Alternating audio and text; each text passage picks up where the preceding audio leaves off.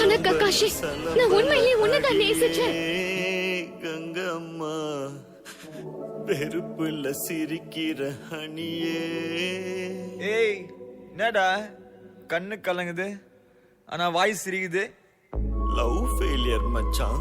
அச்சச்சா. பைலா, இப்ப நான் சோகமா தானடா பாடணும். சோகம் உனக்கு மட்டும்தான், எங்களுக்கு இல்ல. நீ நல்லா வைபா படு.